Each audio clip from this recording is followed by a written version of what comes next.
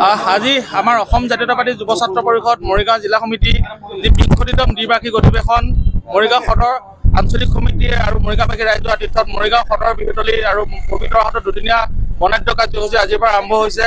ইতিমধ্যে আপোনালোকে দেখিছে আমাৰ দ্বাৰ মুকলি হৈ গৈছে, আমাৰ পতাকা উত্তোলন হৈ গৈছে, প্ৰায় 20খনকৈ পতাকা উত্তোলন হৈছে, শ্বহীদ তৰ্পণ হৈ গৈছে আৰু আমাৰ অলপ পিছতে আমাৰ এক আলোচনা চক্ৰ আছে। অসমৰ সাম্প্ৰতিক আমাৰ পৰিস্থিতিৰ ওপৰত আলোচনা চক্ৰ আছে। তাৰপিছতে আমাৰ প্ৰতিনিধি সভা আৰম্ভ হ'ব। সন্মানীয় কেন্দ্ৰীয় কমিটিৰ সভাপতি পলাশ চাংমাই ডাঙৰীয়া, সাধাৰণ সম্পাদক ৰাতুল বৰগোহাঁই ডাঙৰীয়া উপস্থিত থাকিব। নিশাৰ ভাগত আমাৰ সাংস্কৃতিক লোকেল ছিংগাৰৰ সাংস্কৃতিক অনুষ্ঠান আছে। অহা কাইলৈ আমাৰ পুৱা এক বৰ্ণিল সাংস্কৃতিক শোভাযাত্ৰা আছে। তাৰপিছতে আমাৰ মুকলি সভা আছে আৰু আমাৰ এখন প্ৰতিধ্বনি নামৰ এখন স্মৃতি গ্ৰন্থ প্ৰকাশিত হ'ব।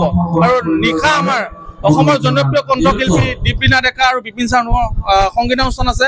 আৰু মৰিগাঁওবাসী ৰাইজক আমি অসম জাতীয়তাবাদী যুৱ ছাত্ৰ পৰিষদৰ যি বিংশতিতম দ্বিবাৰ্ষিক অধিৱেশনৰ আদৰণি সমিতিয়ে অহা কাইলৈ আৰু আজি 2টা দিনৰ কাৰ্যসূচীতে ৰাইজক উপস্থিত হৈ আমাক সহায় সহযোগিতা আশীৰ্বাদ দিবলৈ অনুৰোধ জনালোঁ। সাংবিধানিক নিয়ম মতে 2 বছৰৰ মূৰে মূৰে অসম জাতীয়তাবাদী যুৱ ছাত্ৰ পৰিষদৰ জিলা সমিতিৰ দ্বিবাৰ্ষিক অধিৱেশন অনুষ্ঠিত হয়।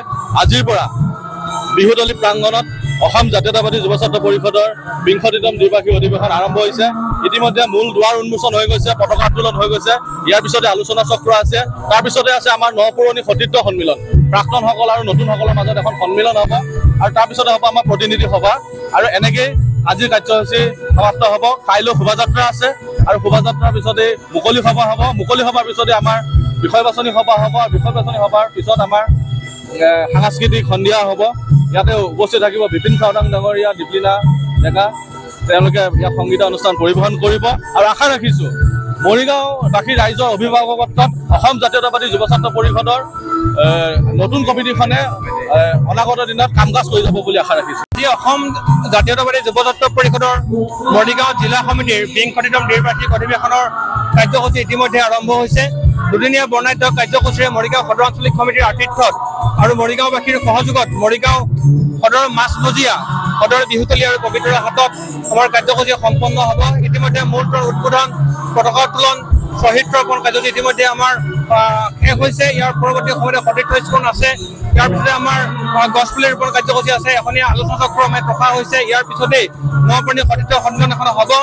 তাৰ পৰৱৰ্তী কাৰ্যসূচী হিচাপে প্ৰতিনিধি সভা এখন হ'ব। সেই প্ৰতিনিধি সভাত কেন্দ্ৰীয় কমিটিৰ সন্মানীয় সভাপতি পলাশ চাংমাই ডাঙৰীয়া উপস্থিত থাকিব। তাতে কেন্দ্ৰীয় সমিতিৰ সন্মানীয় সাধাৰণ সম্পাদক ৰাতুল বৰগোহাঁই থাকিব। ইয়াৰ পিছতেই আমাৰ সন্ধিয়া সময়ত এটা সাংস্কৃতিক অনুষ্ঠান আমাৰ ৰখা হৈছে।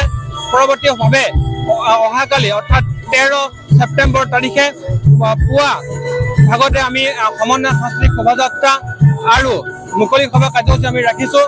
আবেলি ভাগতে আমাৰ 2024 আৰু 26 যি কাৰ্যনিৰ্বাহক সমিতি, সেই কাৰ্যনিৰ্বাহক সমিতি গঠন কৰা হ'ব। আৰু নিশা ভাগতে মৰিগাঁও এই সদৰ বিহুতলীৰ স্থানতেই সাংস্কৃতিক অনুষ্ঠান ৰখা হৈছে। ইয়াতে অসমৰ স্বনামধন্য জনপ্ৰিয় কণ্ঠশিল্পী দীপলিনা ডেকা আৰু বিপিন চাউদাং ডাঙৰীয়াই গীত পৰিৱেশন কৰিব। আমি মৰিগাঁওবাসীৰ সহায় সহযোগ আৰু আপোনালোকৰ আটাইৰে সহায় সহযোগ আমি বিচাৰিছোঁ।